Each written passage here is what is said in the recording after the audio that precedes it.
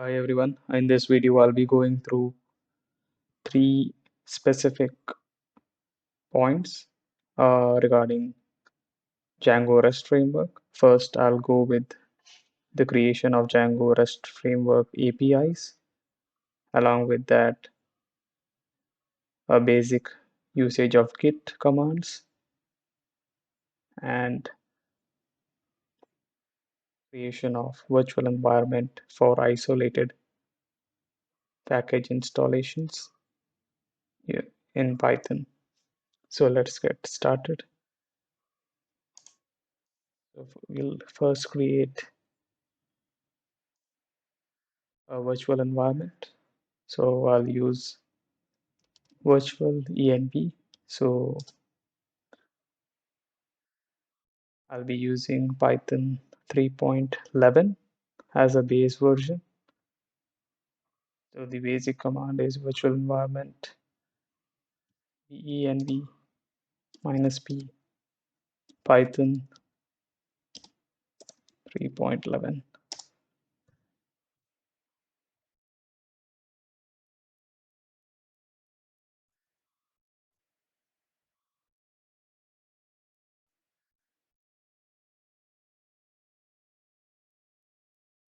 Once it's created,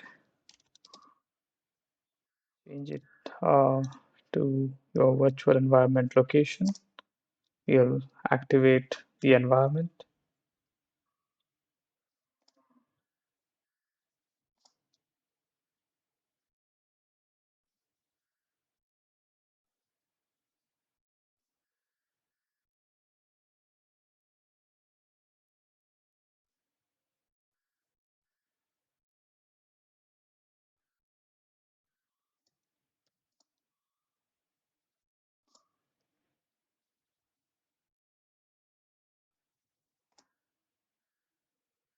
Now the environment is activated. We'll proceed to installing Django and the rest of the packages which is required for this video.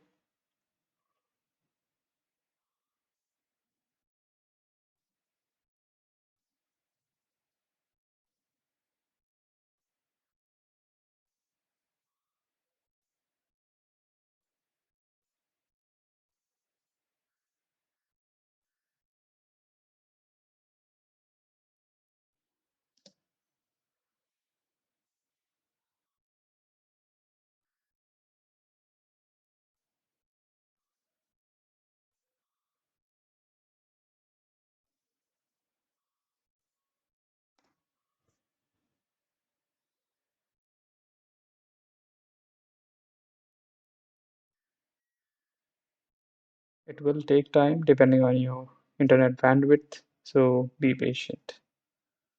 So I'm using all the latest version of all the packages, so there is no pinning of specific package version.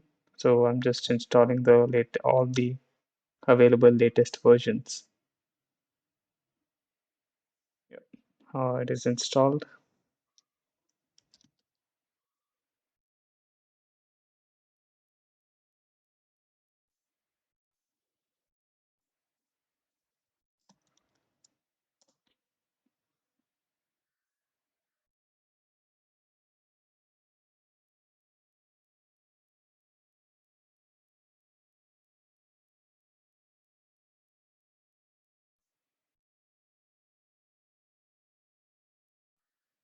So before installing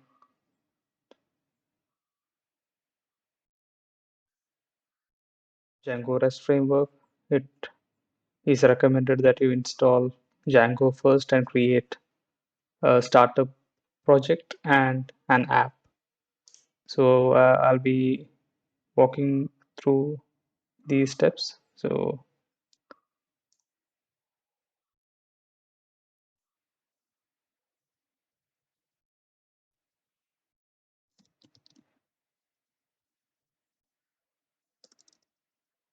first we'll create the project.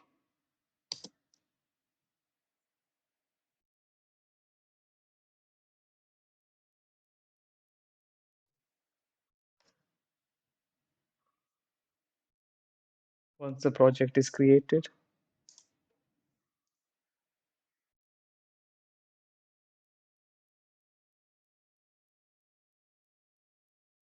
we can create an app.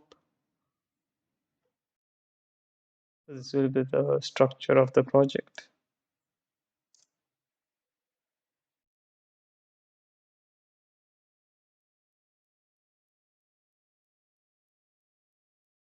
So once you have created the app, make sure you copy this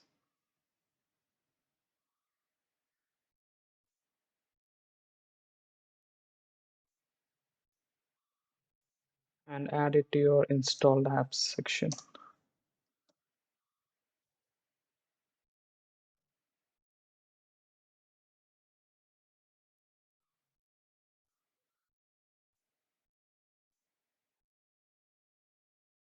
Once you've added your app name, let's add the REST framework.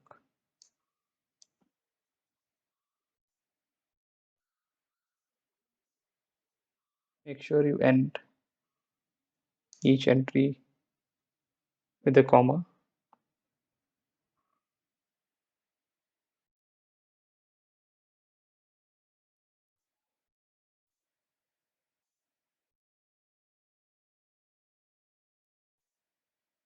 Copy the REST framework settings and add it to your settings.py file. Make sure this is a folder structure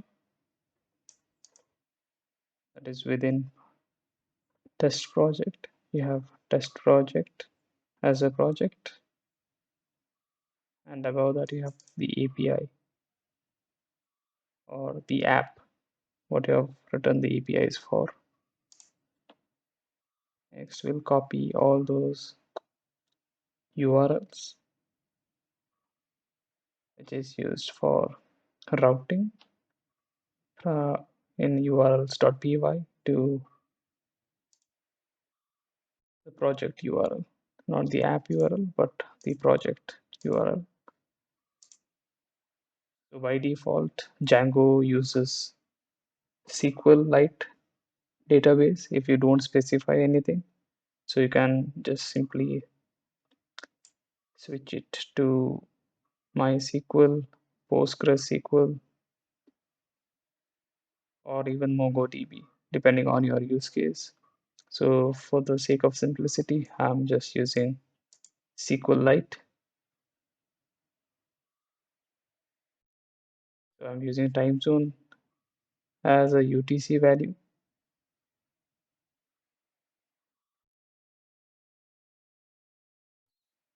So some of the fields are automatically generated by Django. So if you are upgrading from a lower version, so make sure you add the recommended uh, settings. So if you're upgrading from Django 2 to 5 or 4, make sure you add default auto field to big auto field, because the older version used a small int, so as a ID or a auto increment primary key. So you might have to change that to a big int value. So let's get started, and we'll be using this manage file to run all those commands, such as running the server,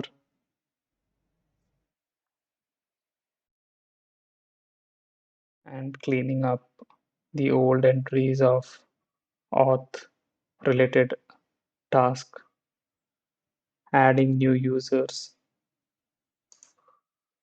adding an admin user, and things like that. So you'll have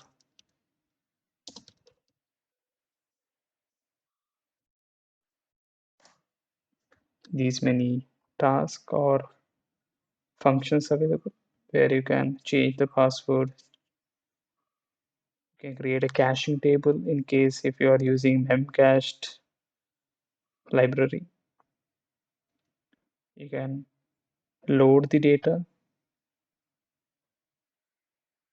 You must be familiar with start project and start app, so which was used to create the app, API demo, and the project.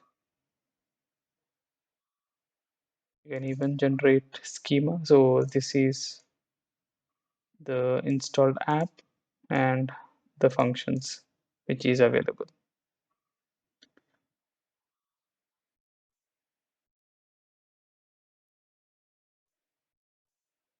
So you'll see that it will say that the changes are not migrated. This means that whatever changes you do to models, so models will have all your database structure. In case if you are changing anything that is related to adding new fields or adding a new table, you will have to migrate it. Otherwise, your changes won't be reflected.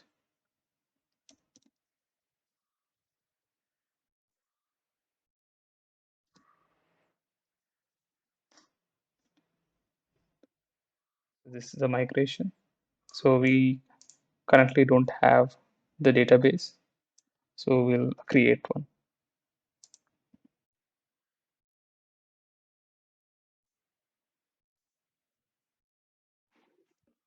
Once you've made your migrations, you just have to add the required model. So I'll be going with employee and a department model. So these are the fields.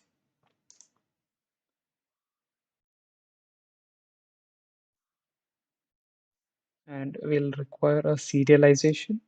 For that, we'll add a new file called serializers.py and urls.py, which is not created by default. So for the serialization, in basic terms, it is similar to whatever fields you have declared or initialized for your tables. So what we give as an input, it is taken, and if there is any other logic such as removing extra spaces, unwanted characters, blank spaces, extra special characters, we can clean up them as well. So for simplicity's sake, I'm using model serializer. So it will apply the same rules as the table structure here. That is, it will restrict the maximum characters to 100, so including spaces. It will also retain the foreign key as well. So birth date, it can be null, and also it accepts a blank value, that is empty string. So once the serializers are added, we'll go to urls.py. So wherein we'll add the routes. So under this route, we'll have all the employee APIs, that is get, post, put, and delete. So similarly for departments as well. So we'll be using router. So it will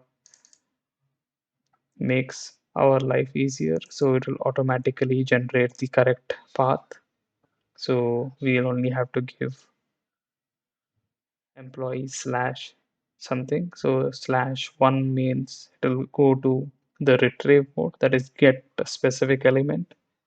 So even based on the base URL and the subsequent ID, it will route to a specific API function.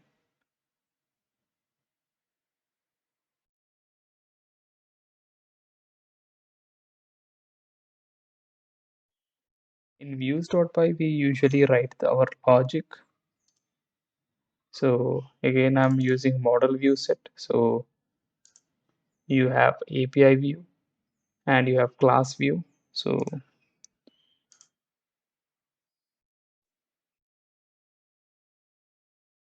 this is class-based view where you define a class under API view and specifically mention uh, as a normal Python function, that is def get, then def post. Similarly, you'll have for def put and delete methods as well. So you'll have to manually write all the CRUD methods in an API view. So if your logic or a business logic requires additional steps and it is not straightforward and you have multiple steps within each, so it is best to use an API view. So in case if your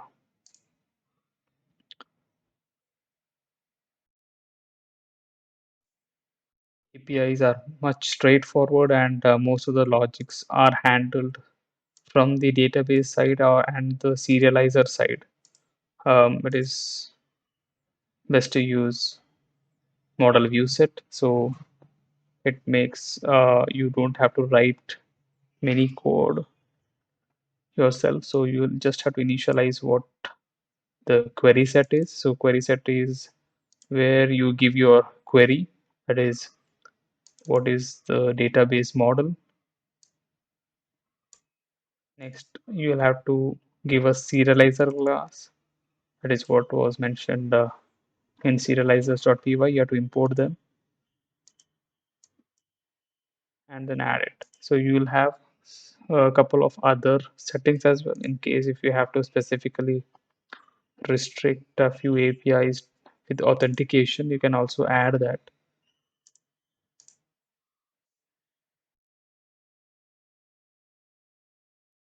It will be something like this. So if you have permissions imported, you can have these kind of a setup as well. So depending on your use case, what you're trying to achieve.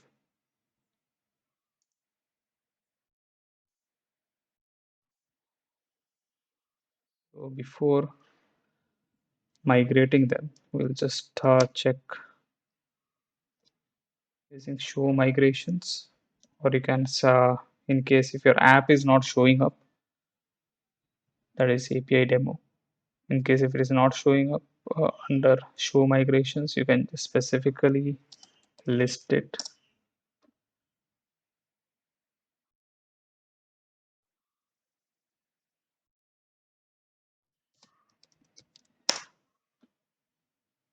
So it will say that there is no migration. So we'll make migration. So this is to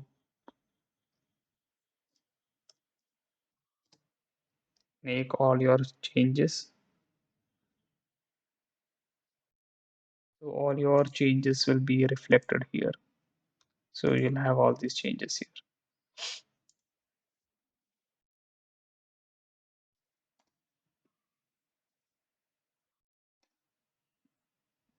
So it has created the model. So this is only committed to the Django migrations, but it is not yet reflected in the dbs.sqlite.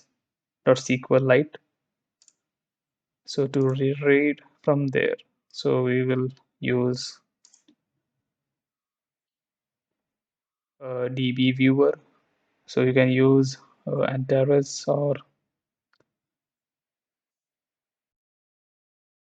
dbeaver, or even use pgadmin or even MySQL workbench. So whichever suits your need or whichever tool you are comfortable with, you can use that. So I'm using this open source SQL reader. Uh, so this can support multiple databases from MySQL to Maria, Postgres, SQL, and Firebird. So it even can connect via SSL as well. So if you're connecting it from AWS RDS, um, you can use them. So I'll just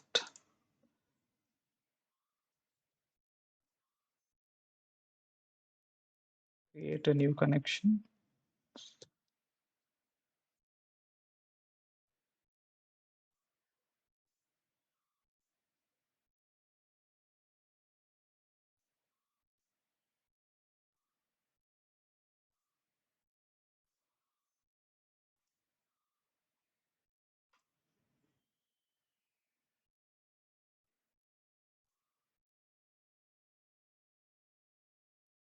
These are the tables generated by Django.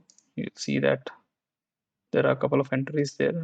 Don't change it. So if you alter it, it will just cause issues. So make sure, uh, unless required, you don't modify any changes. So even the order or the ID as well. So that will mess up the things.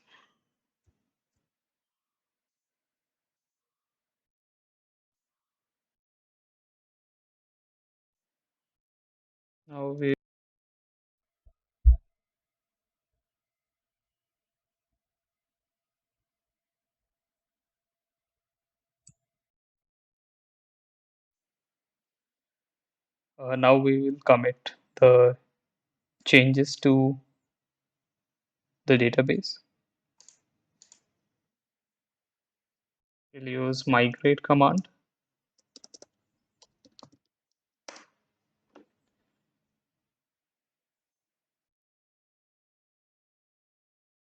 So this is how the Python Django migrations will look like. If you refresh it, you'll see that the tables are created. So it will have your app name underscore your name of the table.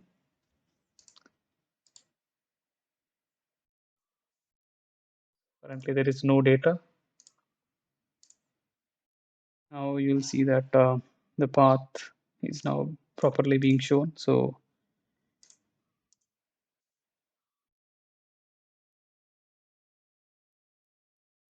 you'll have to add it to the project. So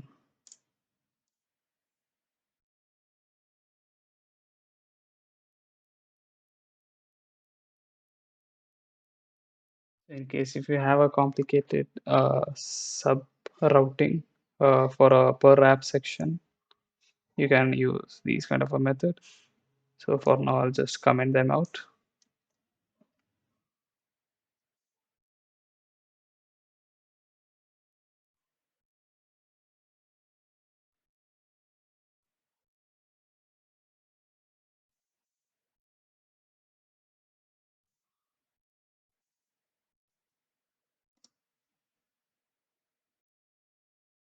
Now, as you can see, if we go to the root of it, you'll see all the endpoints listed. But this is much more minimalistic, so it'll just you'll just be able to see the get, but not post and other CRUD APIs. So what we'll do is we will go for a Swagger or open API based package. So that will give you a API documentation along with few examples on how to run these requests, and it is easier for front-end developers or any users who want to see how the code works or what are the routes or APIs which is available from your app. So let install DRS Spectacular. So in case if you are using Open API 2, so DRF YASAC is the package to be installed. So for Open API 3, so this is the package. I'll go with the self-contained one. So there is no CDNs involved to grab those static files or any JavaScript or Bootstrap related files. So everything will be installed with this package. So I'll just copy them.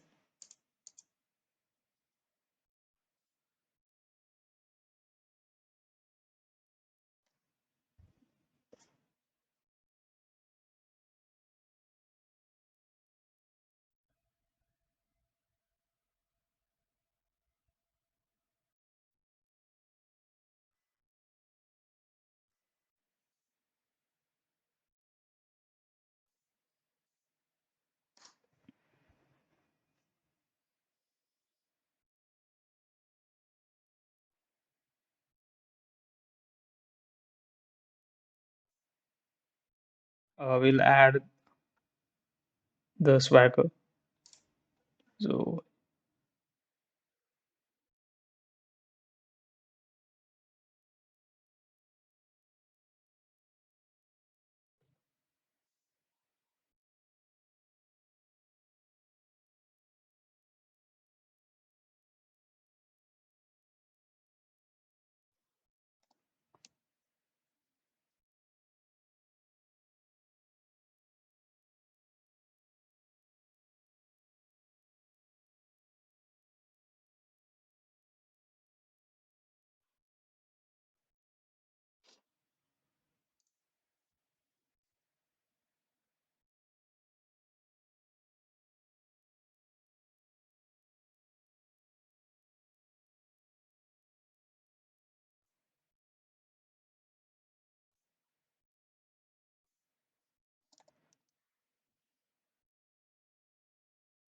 we'll format it properly.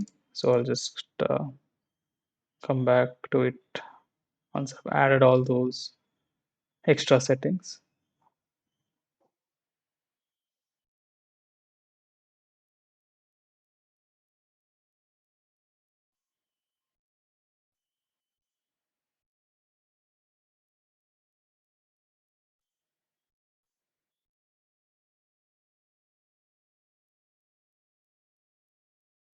We'll add default pagination as well. So we'll have to add it under the existing one. So just append it to the list.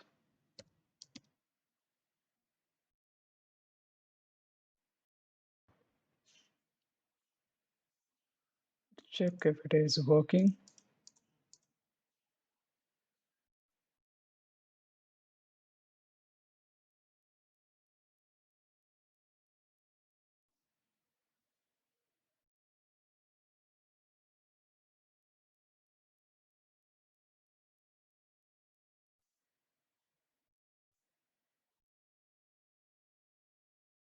It seems that I didn't add the schema classes. So you have to add this to settings.py to get the schema working. So we'll make some changes to the URL. Now we have, we'll check for both Swagger and also Redoc. This is the Swagger UI.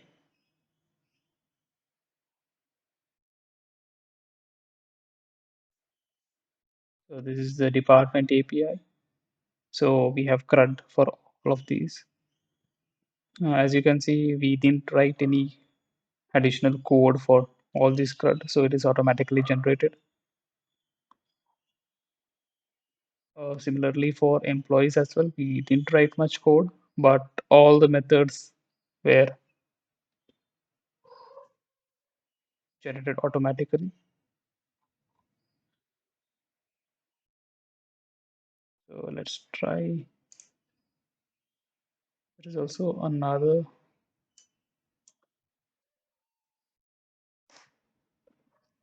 called Redoc. So you have a different UI. So both of them does the same thing, but yeah. So depending on your taste, you can just switch them up, or you can just disable anything, anyone, and just use it.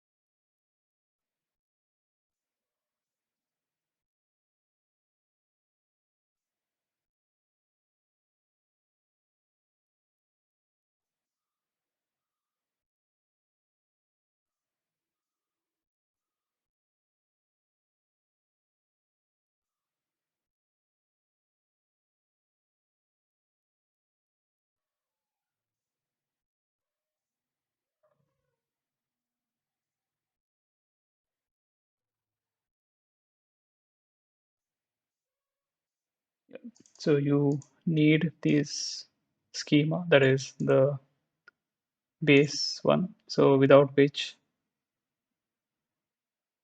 the additional ones don't work. So yeah,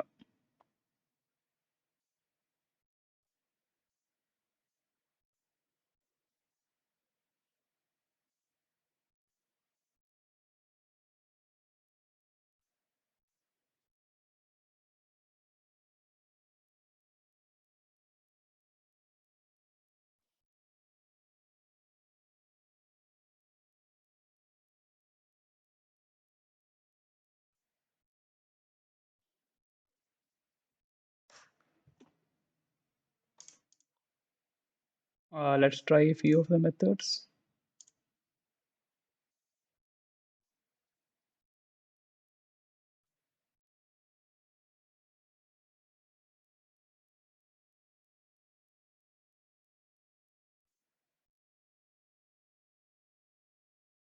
We will create some test users or admin user.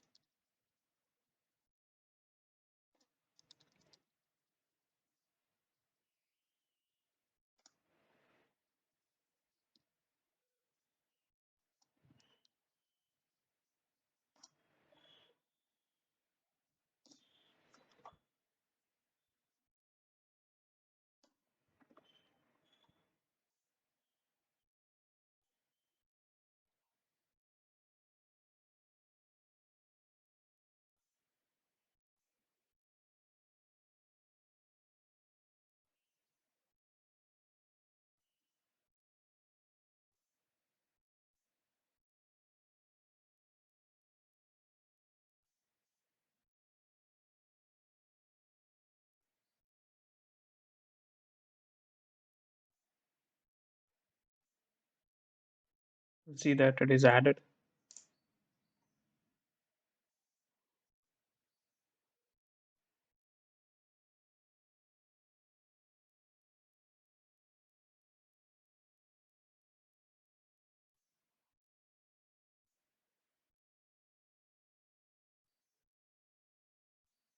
So get specific element will get give you access or a provision to call a specific element. So which will be helpful when you have a lot of details to be fetched only for a specific user.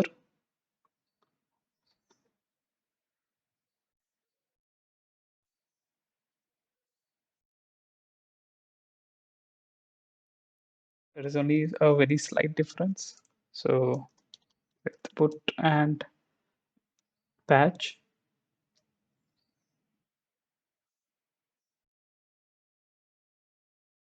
so I've just renamed accounts to account. So patch will help you only instead of sending all those available fields which you need to be patched or updated.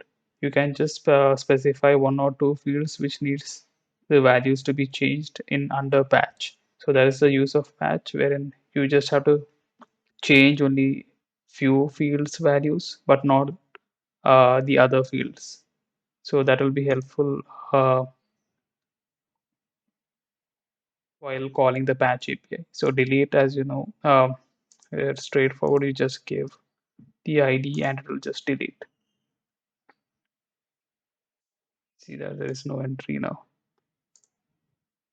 Now, similarly, I'll create some test employees.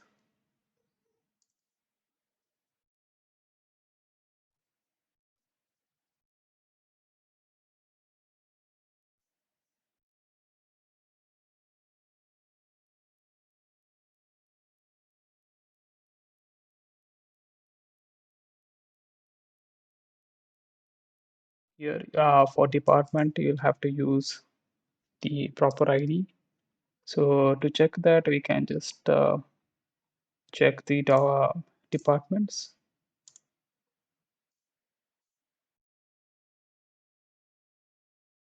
So you have only count. So these are automatically generated by Django. So you don't have to manually generate it. So the results or the query set will be under the result key. So it is a array or a list. So you have all the fields listed. So since we have used serializers, model serializer, it'll just show all the fields.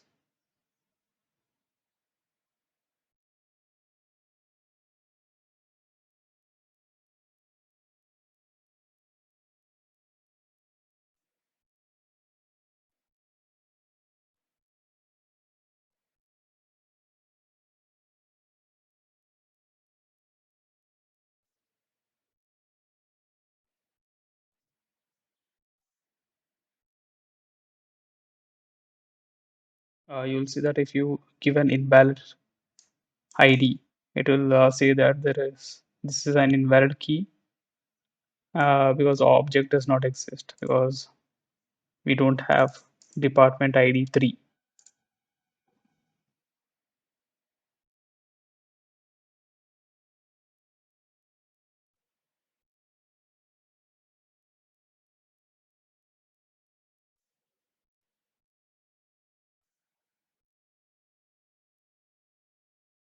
So let's fetch the employee data and let's try to patch only the username of the first one.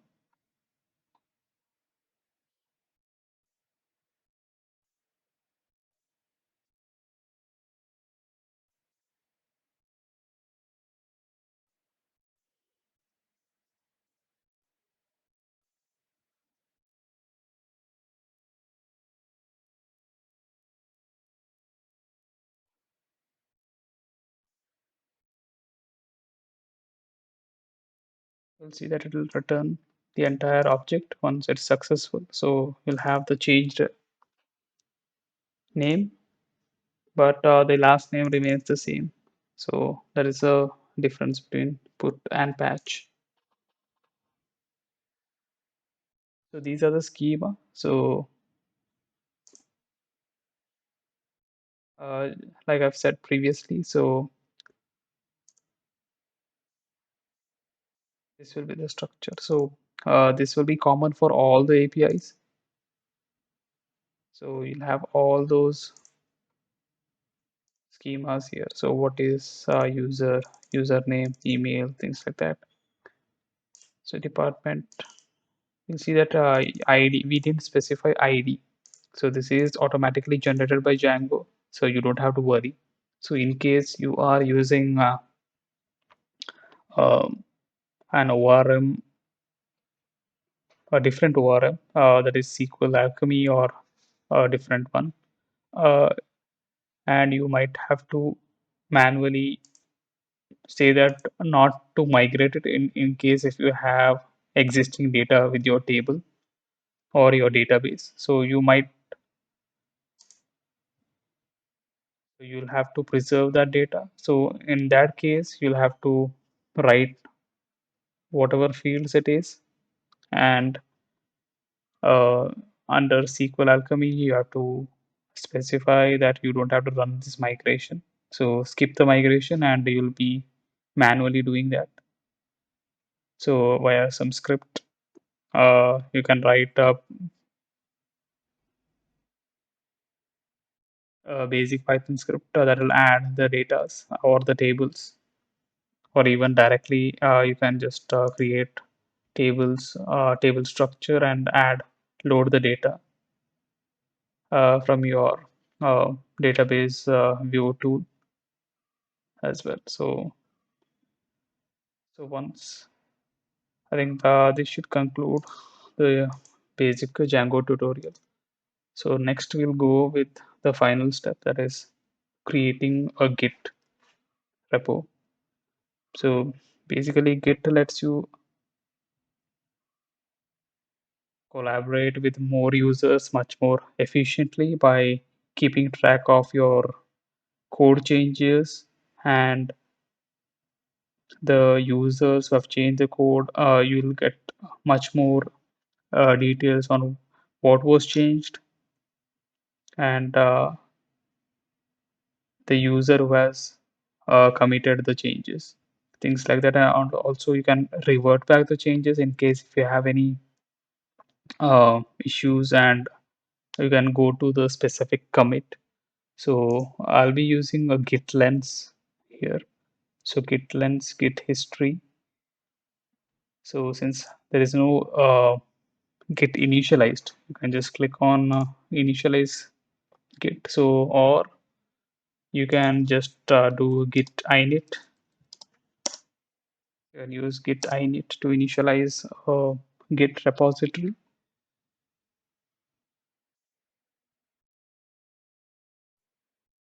So as you can see, there are a lot of other PYC files, that is interpreted files, so which are not required actually. So we will add an ignore function. So I'll make use of extension that will add the recommended git ignores. So that package is called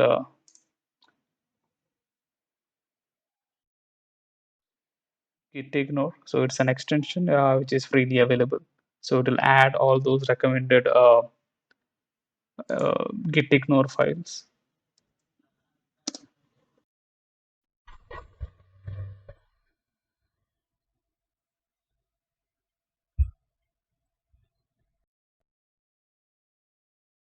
You just have to specify it as Python. You just have to specify it as Python, and it will add all those required rules. You see all these files being added. You can also specify some Windows specific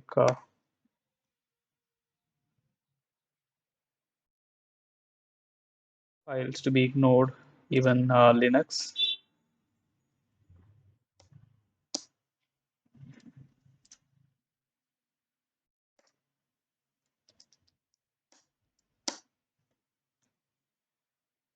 So everything will be appended here.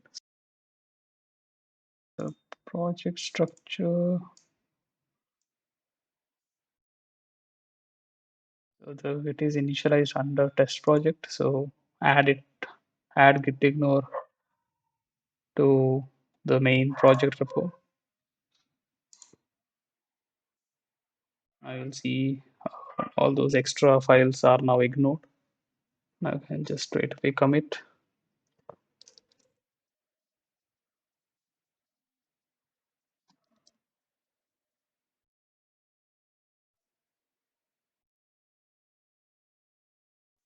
So to add those things, so this is the GUI version where you just add, stage all the changes, and simply click on commit. So I'll just show you um,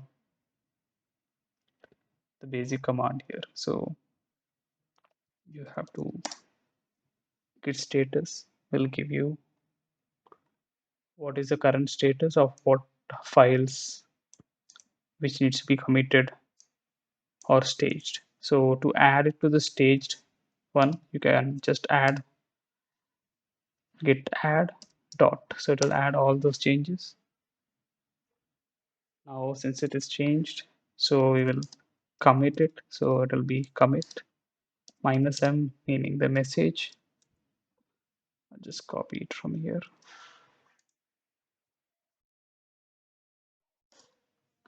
Now it has committed. Now if you want to change a branch or create a new branch, you have git checkout -b new branch.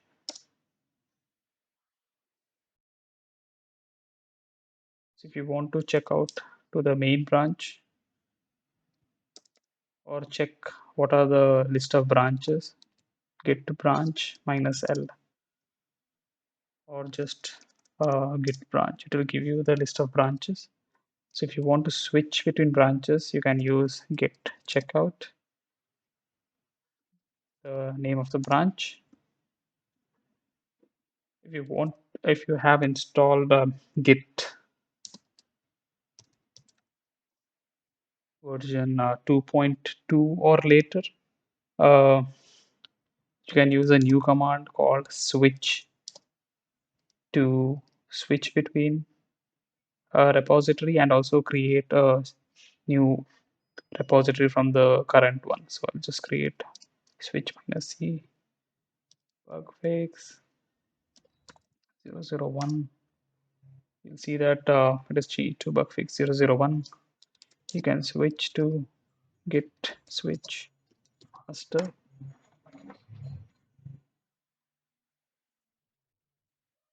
So if you have initialized a repository in GitHub or GitLab or Bitbucket, you can just you'll see that you'll have something called git remote. Since it's initialized only locally, you'll not see any repo here. So I'll just go with here where you have, you'll see something like this. The pattern is something like this. So you'll have a remote URL where the code will be pushed.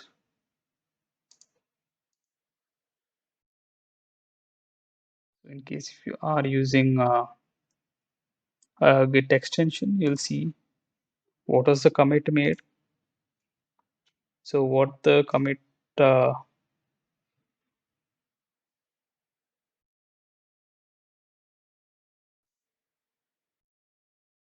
it is initial commit for a Django tutorial. You'll have these many files. You can specifically check what each file contents were.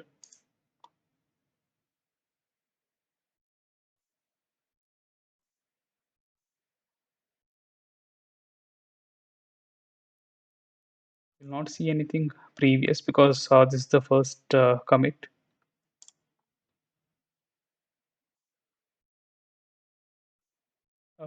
That should conclude the video. Thank you.